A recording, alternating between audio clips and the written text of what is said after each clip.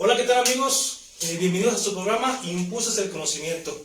Hoy amigos, estamos de plácemes, muy contentos porque más que un abogado, hoy se encuentra con nosotros un muy querido amigo, licenciado Enrique Sánchez Montecillos. Licenciado. Muy buen amigo, muchas gracias. A sus órdenes, un placer estar con usted, de verdad se lo agradezco. No, gracias, somos nosotros, licenciado. Y hablo en plural porque este programa es un programa hecho por varias personas que no salen a cámara, que no se ven, pero que están aquí participando y que nos han apoyado. Tenemos como 28 cámaras, ahorita nomás sirven 2. De hecho, ahorita echamos un cáliz, no van a creer que nos equivocamos, no es un cáliz nada más, para que no salga la imagen chueca. Ya rectificamos y ya estamos bien en orden ahora sí. Bueno, amigos, amigas, es un placer que nos acompañen nuevamente. Ese es el primer programa del año, compañeros, compañeras. Por razones de otra índole no habíamos podido hacer otro programa, pero bueno, no se preocupen, ya volvimos y volvimos con mucho más fuerza. Estamos muy contentos, ¿por qué? Porque ya llegamos a más de 180 suscriptores. Híjole, de verdad es que para un servidor y para todo el programa es un honor que ustedes nos den su preferencia. Bueno, vamos a entrar en materia. La persona que nos acompaña, el señor Montesinos, es una persona que fue ex apoderado legal del Seguro Social, es catedrático y es abogado postulante, con más de 20 años. 20 años de experiencia. Y para los que no lo sabían, el licenciado también es nutriólogo. Así que si alguien quiere, no sé, pedir una dieta, pues aproveche, la consulta es totalmente gratuita. De momento. De momento es gratuita. ¿Sale? Ok, vamos a empezar con un tema muy interesante, amigos, amigas, que lo publicitamos a lo largo de esa semana, donde vamos a platicar sobre una cuestión que a todos y a todas nos puede llegar a pasar, que es el famoso accidente de trabajo. Licenciado Montesinos, platíquenos, por favor, ¿qué es un accidente de trabajo? Por favor. El accidente de trabajo tiene dos acepciones, licenciado. Ok. Una que es la definición que nos da la Ley Federal del Trabajo, que habla que es una situación orgánica en el desempeño del trabajo y tal. No tiene mayor relevancia. La que tiene mayor relevancia es la que nos dicta la Ley del Seguro Social. Esa Ley del Seguro Social nos dice que es toda lesión orgánica que sufra un trabajador, ¿sí?, en el desempeño de sus funciones, y que puede ser durante o después del trabajo, dentro de su trabajo, y no importa el lugar, siempre y cuando sea en el desempeño de sus actividades, incluso la muerte. Yendo más allá, habla también de una situación cuando un trabajador sufre un accidente en tránsito. Obviamente, un accidente en tránsito quiere decir que pues salgo de trabajar de mi casita voy a mi trabajo y viceversa, en una dirección lógica, ¿verdad?, en tiempo, que se considera tiempo de como riesgo de trabajo en tránsito, ¿verdad? Básicamente es eso. Fíjense, amigos, amigas, qué interesante dato nos está dando el licenciado. Por lo que entendemos, es decir, si yo trabajo en una tienda de conveniencia, ¿sí?, y mi casa queda 15 minutos, si en ese trayecto que yo salgo de la fuente laboral a mi domicilio y sufro un accidente, se toma como accidente o riesgo de trabajo. Es un riesgo de trabajo, un accidente de trabajo, ¿sí? Más adelante podríamos hablar de lo que es un riesgo de trabajo y lo que es una enfermedad general, pero básicamente aquí lo importante es que se califique como tal, porque los efectos, es una lesión la que va a sufrir el trabajador, pero los efectos son diversos, son diferentes en cuanto a las prestaciones, incluso a las prestaciones económicas a las que va a ser acreedor el trabajador que sufra un accidente o riesgo de trabajo. Fíjense que es bien interesante, amigos, amigas, compañeros que nos observan y que nos ven y que nos escuchan, que entendamos esto y que nos quede bien claro. El accidente de trabajo no solamente puede pasar en la fuente laboral, sino también puede ocurrir en el trayecto. Pero mi compañero y amigo licenciado menciona algo muy interesante, una cuestión lógica. Es decir, ¿qué pasaría, licenciado, si por ejemplo el trabajador, ¿sí?, que hace regularmente 15 minutos a su domicilio, tarda 2 horas, y después de esas 2 horas ocurre el accidente de trabajo? ¿Qué pasa ahí? Para esto para poder calificar el accidente como de tránsito, obviamente que el instituto, y estamos hablando de un instituto de seguridad social, puede ser el IMSS o puede ser el ISSSTE u otra institución que dé seguridad social a sus trabajadores, tiene que hacer una investigación de los motivos como se sucedieron los hechos, ¿sí? Y si dentro de esa investigación resulta que no es lógico el tiempo, por mucho, aún y que se fuera caminando y tardaría 15, 20 minutos en llegar a su casa en 2 horas, pues obviamente que ya estaría desfasado. Entonces, se tendría que calificar como no de trabajo o no de trayecto. Ok, bueno, para que les quede claros, amigos, amigas, seguimos con las preguntas. Si ustedes quieren hacer algún cuestionamiento, algún comentario, un saludo para el licenciado, para un servidor, pues bueno, aquí estamos a la orden para inclusive alguna crítica, también es bienvenida. Obviamente que sea con respeto, ¿verdad? Porque de repente, ¿verdad? Que sea con respeto, todo con respeto. A ver, Lick, ¿qué es una incapacidad parcial o una incapacidad temporal? ¿A qué se refieren esas connotaciones? Existen diversos tipos de incapacidad. Una incapacidad en el contexto legal es una incapacidad temporal. Es aquella que es una incapacidad médica, entendámoslo así, cuando el trabajador no puede laborar por alguna circunstancia, sea que presente alguna enfermedad general, ¿sí? O una enfermedad profesional, una enfermedad derivada de las actividades propias de su empleo, o que sufra un accidente que sea en su casa, que sea en otro lugar diferente al de la empresa, o que sea un accidente de la empresa, que sería un riesgo de trabajo. La incapacidad temporal es esa, la suspensión médica hasta en tanto recupere su salud el trabajador. Okay. Así de sencillo. Perfecto. ¿La parcial, licenciado? Tenemos 2 tipos de incapacidades. En este caso hay una incapacidad que se considere permanente, ¿sí? A diferencia de la que acabamos de comentar. Claro. Y estas incapacidades permanentes pueden ser parciales o pueden ser totales. Okay. Dependiendo de la lesión que haya sufrido el trabajador, podemos nosotros clasificarla en ese contexto. Ampliando un poco la pregunta, claro.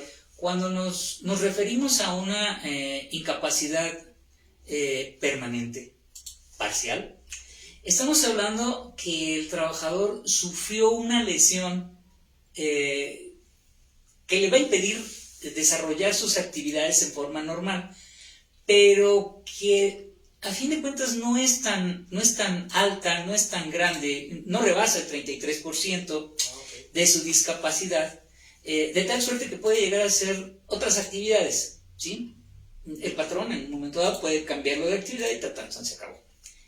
Aquí va a haber una cuestión de indemnización, va a una cuestión de pensión, etcétera, etcétera, dependiendo del grado de lesión que haya sufrido. Y más sin en cambio, cuando hablamos de una incapacidad permanente total, es cuando el trabajador definitivamente bajo ninguna circunstancia va a poder llegar a desempeñar las actividades que realizaba antes y ni otras, ¿verdad? En este caso podemos hablar que se quede ciego, ¿sí? Que quede parapléjico, definitivamente tendría que calificarse como una incapacidad permanente total. La parcial sería probablemente que perdiera un ortejo, que un ojo, no sé. Y ahí es una incapacidad diversa. En cada caso son valores diferentes. Ok. ¿Sí? Fíjense bien, compañeros, compañeras, que de acuerdo a lo que menciona mi amigo el licenciado Enrique, es bien interesante. ¿Por qué? Porque, un ejemplo, si estoy mal me corrige. Si en mi caso, que soy derecho, ¿sí? Si pierdo en mi trabajo la mano izquierda y no la derecha, ¿se paga de manera diferente? ¿Tiene un diferente valor? el hecho de que un servidor sea derecho y que pierda la mano izquierda, o se pagan exactamente igual porque los dos son manos? Aquí tendremos que referirnos a lo que es la Ley Federal de Trabajo en su artículo 513, que habla precisamente del grado de discapacidad, el grado de lesiones que sufre un trabajador, y podemos empezar desde la punta de un dedo hasta el dedo completo, 2 dedos, 3 dedos, 4 dedos, una mano completa, el brazo entero, y nos da un porcentaje de incapacidad cada uno de ellos, ¿sí? Pues para este caso, que yo recuerdo, no tendría que ser relevante una izquierda o derecha, pero pues nos podemos referir a la ley para salir de la duda y en ese momento pues hacer la valoración. Es importante que cuando hagamos el grado de evaluación de una incapacidad, precisamente acumulemos los porcentajes de las lesiones que ha sufrido el trabajador. Un ejemplo, si en un accidente en una empresa el trabajador sufre lesiones en un pie, en la cadera y en un brazo, todos izquierdos, un ejemplo, ¿sí? Veamos qué tan grave fue la lesión en el pie. En el pie pues fue una dislocación, en la cadera puede ser una fractura, ¿sí? Y en el brazo pudiese ser la pérdida del brazo. Si nosotros acumulamos una lesión de pie que va a sanar, no es permanente. La cadera le va a impedir el movimiento natural de su cadera, de sus piernas, en consecuencia tiene un grado de incapacidad, pero en la pérdida del brazo tiene una incapacidad todavía mayor. La acumulación de pérdida de brazo y la pérdida de cadera nos da el porcentaje de incapacidad que va a tener este trabajador. Ahora, se entiende que sería un trabajador, claro, ¿verdad? Pero más o menos así se maneja esta cuestión de las lesiones y su calificación. Perfecto. Licenciado, ¿qué sucede cuando lamentablemente viene a consecuencia del accidente de trabajo, viene la muerte del trabajador? Wow. ¿Qué pasó ahí? ¿Qué hacemos ante esa situación? Aparte del rosario, aparte del no. Entonces, es una situación en extremo radical, toda vez que se tienen que tomar muchas medidas. Primero, lo más importante, que este trabajador, roguémosle a Dios que haya tenido seguro social, ¿sí? En caso de que no haya tenido seguro social, lo siento por el patrón, tiene que responder según el artículo 503 de la Ley Federal del Trabajo, pagar la indemnización, pagar los gastos funerarios. Por ejemplo, de gastos funerarios son 2 meses de salario, la indemnización son 5,000 salarios mínimos. En un momento dado, tendría que pagar una pensión de viudez, incluso de orfandad, a los deudos de este trabajador. Entonces, la responsabilidad para el patrón es muy grande. La recomendación, y siempre es, al 5.º día de haber dado de alta a tu trabajador, a más tardar, inmediatamente darlo de alta ante el IMSS. Con esto, el Instituto Mexicano de Seguro Social se subsume al pago y a la responsabilidad del patrón, y el patrón pagará su cuota, claro, dependiendo del grado de riesgo que tenga, que puede ser un grado de riesgo muy bajo, un trabajo de oficina, un trabajo docente, a un trabajo muy riesgoso, como pudiese ser la construcción, claro, la industria azucarera, claro, un ejemplo, tenemos un ejemplo muy cercano aquí, sí, claro, donde las primas son muy altas, sí. Y un caso curioso, el periodismo, que en este caso se ha considerado que es una de las profesiones más peligrosas en nuestro país. De hecho, el salario mínimo profesional más alto en México es el de los periodistas. Para que nos demos una idea del riesgo en el que estamos, ¿no? Digo, a final de cuentas, el periodismo ha sucedido en el país que tiene un alto índice de mortandad. O sea, es decir, han matado muchos periodistas. Quiero pensar que es por ese motivo donde se toma esa cierta medida, ¿no? Andan en las áreas de riesgo. No, claro. En las áreas de riesgo donde hay sangre, donde hay lesiones, donde hay incluso no está delimitada a veces un área y ya andan por ahí los periodistas, entonces se arriesgan demasiado. Claro. Y usted acaba de tocar un tema muy interesante y que también las chicas que nos ven, también más de uno es patrón. ¿Sí? Sí. Y usted refirió a algo muy importante, muy interesante. Aguas, patrones. Así lo mencionó. Cuidado. Si nosotros no tenemos dados de alta a un trabajador, ¿a qué nos expone? Un trabajador dentro del seguro social, llámese ISSSTE, llámese seguro, ¿sí? En este caso, ¿qué sucede, licenciado? ¿Qué puede llegar a pasar al patrón? ¿Qué consecuencias legales puede tener el patrón por no asegurar a uno o a varios trabajadores? Lo primero es de que le van a aplicar una multa al IMSS, que puede ser desde 20 hasta 350 salarios mínimos. Eso es lo primero. Y lo segundo, si alguno de los trabajadores ya ha tenido un riesgo de trabajo calificado como tal, pues el instituto le emite un capital constitutivo que garantice el pago tanto de la pensión como indemnización del trabajador y sus deudos, ¿sí? O si no sus deudos, sus beneficiarios. Claro. Y en este caso, pues llegan a ser capitales en extremo altos, ¿sí? Yo ya como representante legal del IMSS, en la emisión de diversos capitales constitutivos, vi que los montos son muy altos, no hay montos bajos en este caso. Imagínate la pensión de una persona que va a durar todavía 20, 25 años y se le va a tener que seguir pagando, pues lo tiene que calcular el IMSS porque si no se descapitaliza. Claro. En consecuencia, el patrón paga de más. Recomiendo paguen sus cuotas patronales a tiempo y sin problema, miren, no pasa nada. Fíjense que, bueno, aquí a fin de cuentas lo que dice, como dicen coloquialmente, ¿no? Lo barato sale caro. Lo barato sale caro. ¿Sí? Nos decía Ingeniería de Sistemas, saludos de Ricardo Joel, gracias, muy amable por los saludos, y saludos también al invitado, al licenciado Enrique. Muchas gracias. ¿Alguna pregunta, alguna sugerencia, comentario? Nada, seguimos entonces con el programa. Ok, a ver, Lick, ¿ante quién promuevo una demanda por un accidente de trabajo? ¿Ante qué institución? Bueno, institución como tal sería referirnos mejor a los tribunales laborales. Es correcto. A partir de que fue modificada la Ley Federal del Trabajo y que se modificó su procedimiento, toda demanda que lleve inmersa la seguridad social, ese tiene que ser ante los tribunales, son federales, ¿sí? Y federales porque interviene el IMSS. Y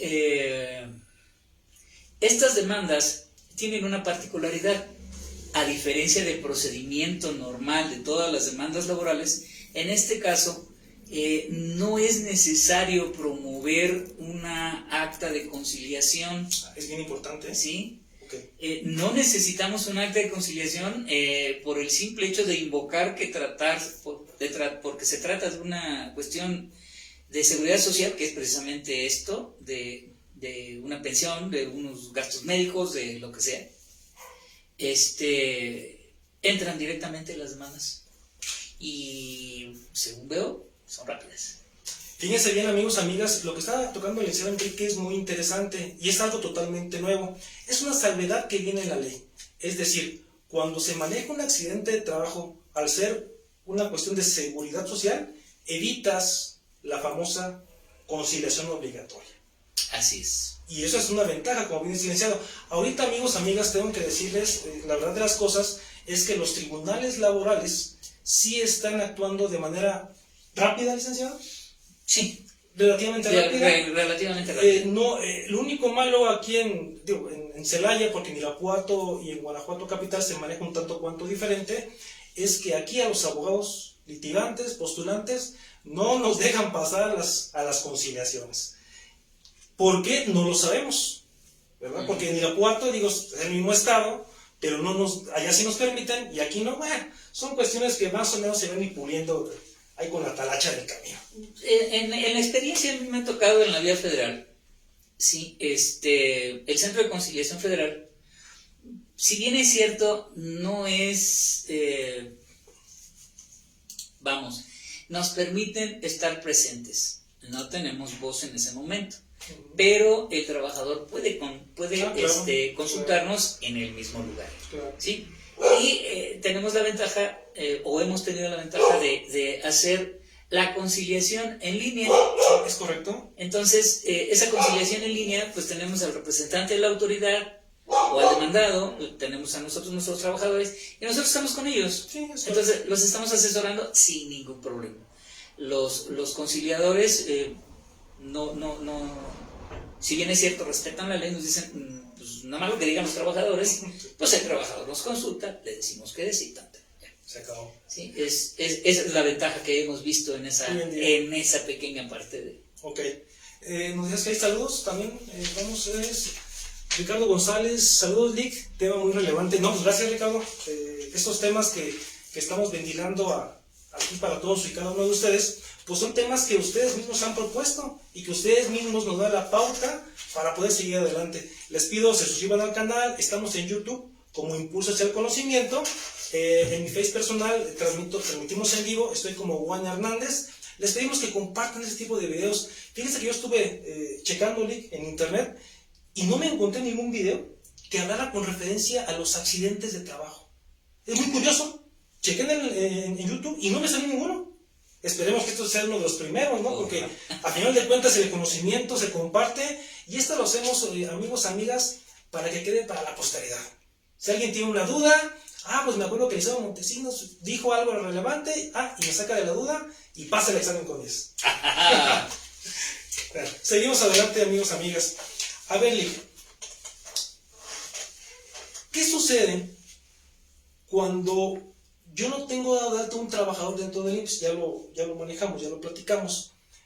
Pero este trabajador, ¿sí?, derivado de las actividades que hace dentro de la empresa, se enferma, tiene una enfermedad de trabajo. ¿Qué sucede ahí, Lick? Acude a su centro de atención, en este caso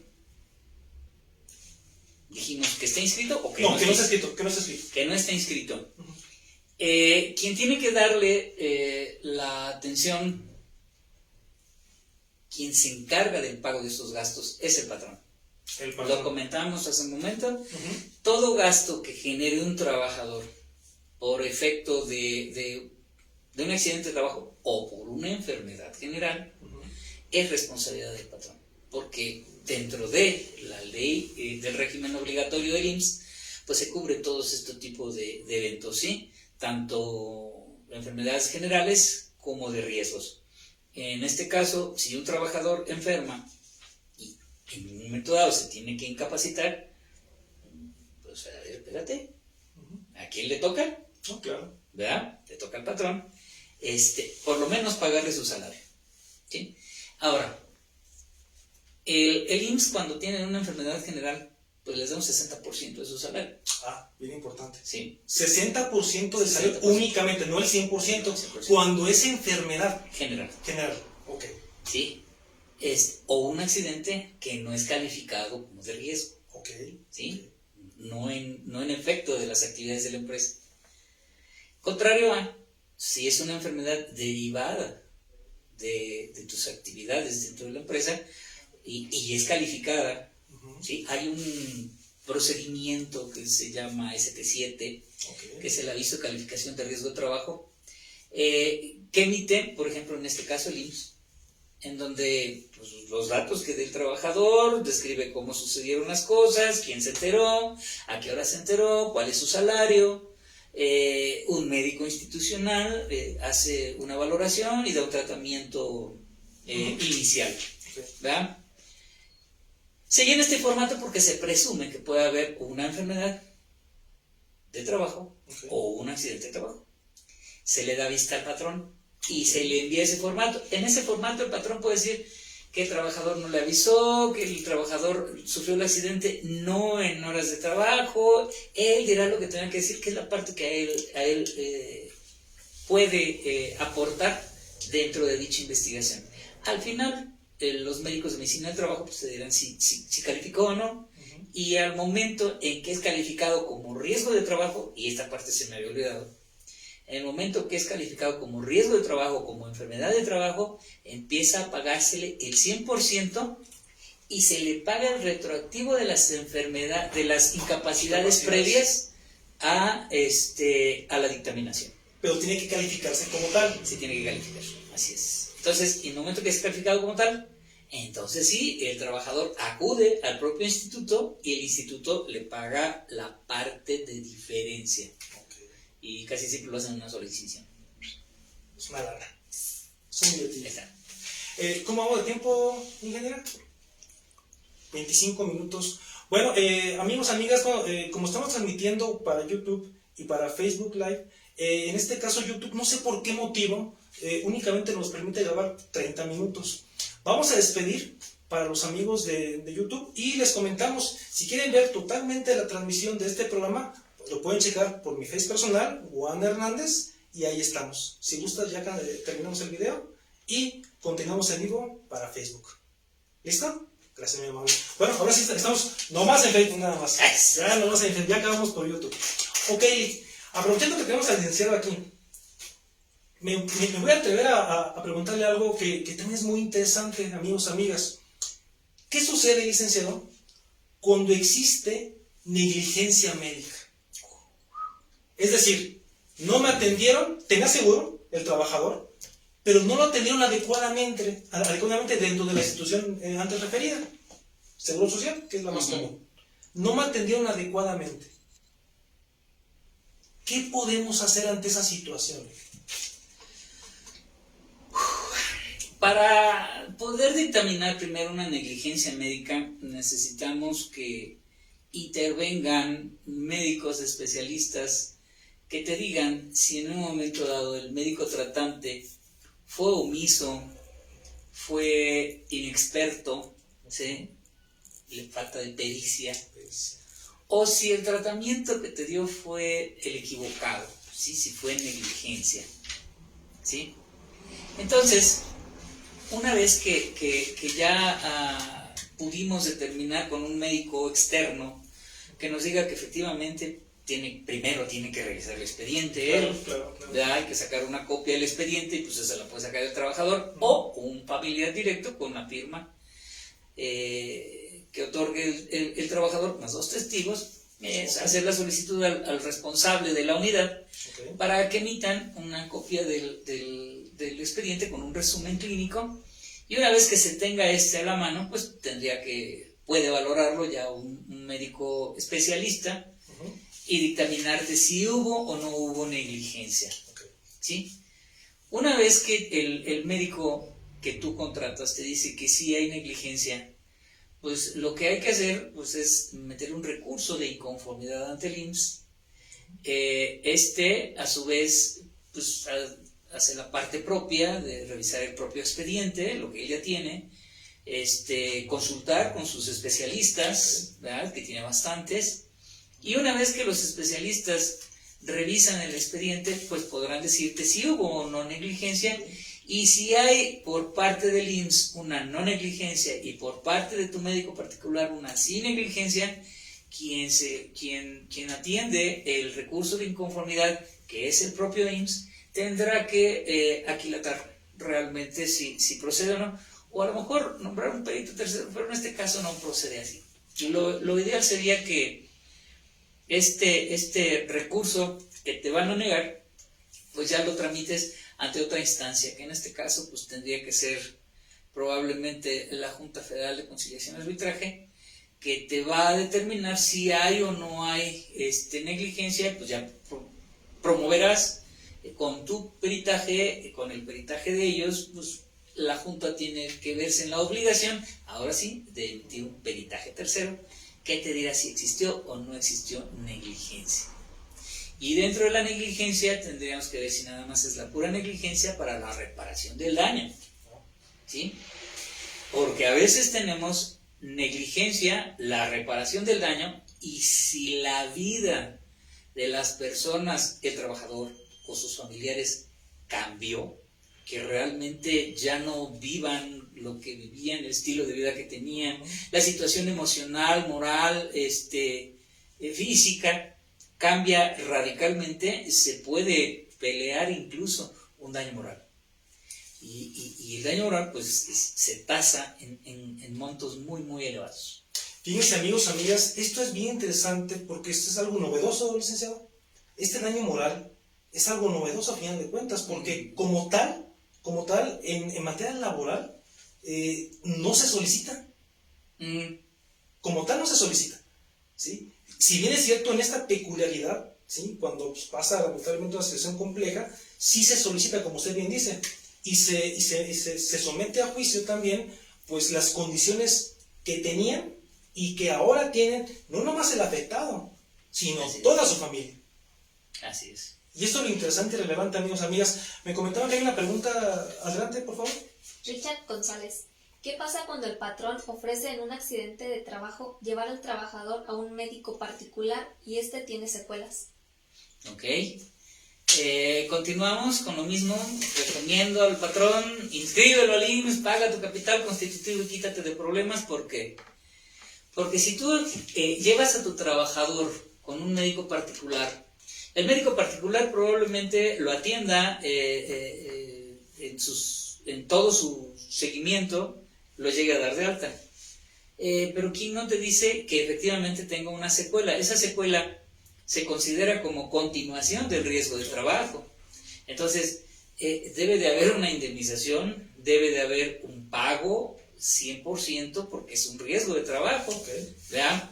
En el caso de que el patrón no lo dio de alta, imagínate, ¿qué va a pasar con ese trabajador? ¿Va a vivir todavía 30 años, 40 años con esa lesión? Entonces, se debe de determinar un capital constitutivo de acuerdo a la lesión que se haya dado con este trabajador. Lo que tiene que hacer es hacer su denuncia ante el IMSS de que sufrió un riesgo de trabajo, quién es su patrón, identificarlo, señalar su salario, el tiempo que tiene trabajando con él, todos los datos necesarios para poder el IMSS localizar al trabajador, identificar al trabajador y localizar al patrón. Inmediatamente que esto pasa, el IMSS le da atención al paciente, calcula su capital constitutivo y se lo hace conocer al patrón. Y tan. ¿Sí? Perfecto. Y ya el IMSS, el patrón se tendría que dar obligado a darle continuidad al patrón, al trabajador. Es que a veces resulta que el patrón sí da de alta al trabajador. Okay. Sí lo tiene dentro del IMSS. Claro. Pero para evitarse precisamente el incremento del monto de la prima de riesgo por accidentes de trabajo, lo lleva por su cuenta y se quiere hacer cargo precisamente de los gastos, pensando que allí va a quedar. Pero cuando tenemos una secuela y el trabajador acude al IMSS y el IMSS detecta que hubo una omisión del patrón, la sanción es alta. Entonces, lo ideal no es recomendable que los patrones hagan esto. Al trabajador que esto sufrió, pues darle lista al Instituto Mexicano del Seguro Social para que le den una valoración médica, se le dictamine su incapacidad en caso de que esta proceda, ya sea permanente parcial o permanente total, dependiendo de la lesión que haya tenido, y que incluso tenga su indemnización en caso de que haya una pérdida funcional. Bien interesante esto que nos están comentando. ¿Cómo vamos de tiempo, ingeniera? Por favor. 33. Yo creo que ya vamos a hacer otras preguntas y cerramos. ¿Hay más preguntas? ¿Saludos? Salúdenos, hombre, pregúntenlo. Miren, aprovechen que mi amigo Lisandro Montesinos está aquí con nosotros, hombre, aprovechenlo. Créanme que es una persona muy sabia. Es una persona que gracias, que se toma. Conozco desde hace añísimos, cuando yo empezaba a hacer mis pininos con el señor Heriberto ahí en la Junta de Conciliación y Arbitraje, que ya hoy en día tenemos que decir que las juntas técnicamente ya desaparecieron. Aunque físicamente todavía están. Y seguirán. Luego me preguntan, oiga, usted me dijo que las juntas ya desaparecieron y yo todavía las veo ahí. No, pues claro que están ahí. Pero ya no están en funciones de siempre y cuando quieras ingresar una nueva demanda. Es decir, a partir de diciembre del año pasado, ya las juntas dejaron de recibir demandas. Ya únicamente se quedaron con las demandas que ya tenían. Y existe, por ejemplo, aún todavía hoy en día, existe algún rezago. Saludos, adelante. Artur Martínez. Artur Martínez, gracias, compañero, muy amable por los saludos. Y nada más. Entonces, queremos comentar también esta parte donde la Ley Federal del Trabajo ha cambiado. Licenciado, un poquito fuera del tema, ¿usted considera que esta reforma realmente vino a abonar para la defensa de los trabajadores? ¿O es el mismo gato pero revolcado? ¿Yo? Sí. ¿Su opinión, su punto de vista? Mi opinión siento que esta reforma pretendió darle celeridad al procedimiento de demandar, al procedimiento de conciliar, porque básicamente es un proceso conciliatorio. Es correcto. Desafortunadamente están dejando a los trabajadores en estado de indefensión, toda vez que pues todo lo que se ve en la etapa de conciliación, si no llegamos a tener una conciliación, el patrón ya sabe perfectamente qué es lo que persigue el trabajador. Claro.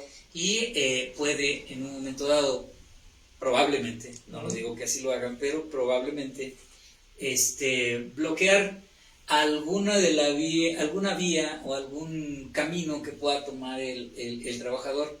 Incluso si se puede hasta tomar medidas dilatorias para que el trabajador ya no pueda hacer nada. Entonces, siento que el procedimiento, la modificación de la ley fue elaborado con una muy buena intención, que desafortunadamente va a quedar. Nada más. Para ver. Muy respetable el punto de vista del licenciado. Además, saludos, nos están saludando mucho, qué bueno. Saludos.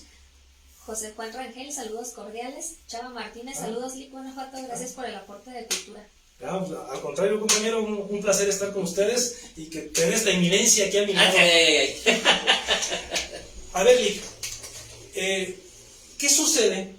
Porque regularmente el trabajador tiene esta idea, siento que errónea, pero es una idea a final de cuentas. Dicen, el patrón durante 20 años nunca me aseguró. Yo quiero ese dinero para mí. Y demanda el pago retroactivo, ¿sí? De esas cuotas obrero-patronales. Para empezar, ese dinero que se puede llegar a recuperar, ¿es para el trabajador o es para el instituto? Porque es una duda que tienen muchos trabajadores, ¿eh? Sí, no. Bajo ninguna circunstancia ese dinero va a dar a las manos del trabajador, ¿sí? En todo caso, si se hace una demanda en donde se reclame la inscripción retroactiva y se paguen las cuotas, claro, pues se tiene que mandar traer al Instituto Mexicano del Seguro Social. Y en el momento que lo mande traer, él como autoridad dice, a ver, sí los va a pagar, que rara vez lo han condenado, sí los va a pagar, ok, páguenme, pero le pagan al IMSS. El trabajador no ve un solo centavo. Nada. Y aún así, hay otro error que podemos tener, que a veces las juntas anteriormente estuvieron teniendo ese problema. El instituto, como tal, como autoridad fiscal, tiene la facultad, es una facultad, de cobrar cuotas obrero-patronales de hoy hasta 5 años atrás. Bien importante. ¿Sí? No de 15. Si hablamos de 20 años, únicamente puede pedir las de los últimos 5 años. El instituto sí. Nada más. Si en un momento dado, por un error, la Junta condena al pago de 20 años, pues yo no sé el instituto cómo lo va a cobrar. ¿Sí? Y el patrón tendría la facultad de declarar la nulidad, y en este caso ya no serían las juntas federales, sino sería en el Tribunal Fiscal de la Federación, en donde él puede meter una demanda de nulidad en contra de un capital o unas cuotas patronales que se le estén cobrando por vía de auditoría, por una omisión o por una ejecución del laudo, ¿sí? Descapitalizarían al IMSS. Claro. Con unas sentencias de este tipo, porque ¿de dónde agarra el dinero el IMSS para pagarle a este trabajador? Dices, sí tiene, sí, pero es de otros trabajadores. Claro, sí. O sea, claro, yo te pago lo que tú tengas en tu cuenta. ¿Y qué tienes? Pues si no tienes, pues, compadre, ¿de dónde? ¿Verdad? Claro. También hay que entender que las instituciones pues, tienen una normatividad y esa normatividad es muy, muy estricta. Bien interesante este tema, compañeros, compañeras, y un tip para todos los que empiezan a litigar. En una ocasión, un servidor, en aquel entonces 2008, 2010, que hacíamos nuestros primeros pininos, me acuerdo mucho que Cari, Yes. ¿se acuerda de ella? Cari, una muy buena abogada. Un abrazo Cari, ¿cómo cordial, con mucho cariño, licenciada. me acuerdo yo que ingresé una demanda, pero pedí, al momento de las prestaciones, omití manifestar que yo únicamente pedía el pago relativo al Seguro Social. Y me dijo Cari, y todo lo tengo aquí, porque son de los errores, uno aprende de los errores, claro está.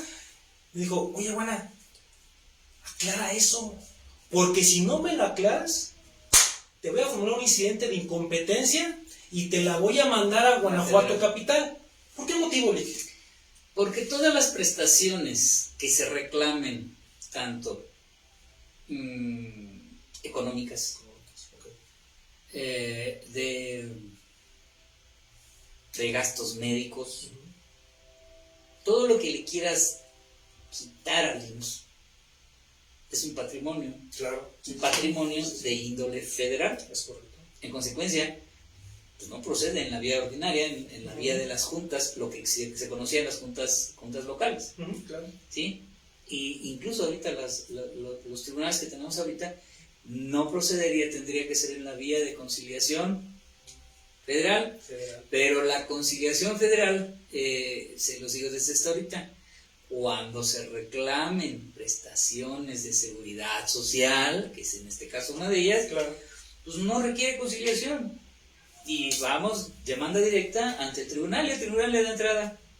Bien interesante, compañeros, compañeras, porque ha habido muchas conferencias, muchas pláticas, las cuales, pues me imagino que también el licenciado ha participado, las hemos visto, y hay una discrepancia de criterios. ¿En qué sentido?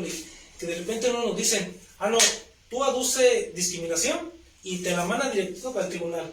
No es cierto. Tienes tú que acreditar esa discriminación. Sí. ¿Y cómo acreditamos a veces esa discriminación? Cuando está el patrón, cuando está solamente el trabajador, pues acreditar esa discriminación es muy complejo. Entonces, no nos vayamos con la finta. Actualmente la ley sí es cierto, es bondadosa y ya se ventilan, como antes no se hacían, los famosos derechos humanos. Ya que hablamos de una cuestión de derechos humanos, no siempre es así. Yo creo que los que litigamos, y el licenciado dijo algo muy interesante hace un momento, yo creo que a los que litigamos nunca nos preguntan, y somos los primeros que nos tienen que preguntar. La conciliación, amigos, amigas, la conciliación siempre ha sido preponderante en lo laboral, ¿o me equivoco, licenciado? En lo laboral, efectivamente, y en lo horario igual. Siempre ha sido la conciliación. ¡Ay, que la conciliación! Novedad, no es cierto. Esto está desde 1970. Yo también nací y ya está la conciliación. Bueno, amigos, amigas, ¿cuánto tiempo llevamos?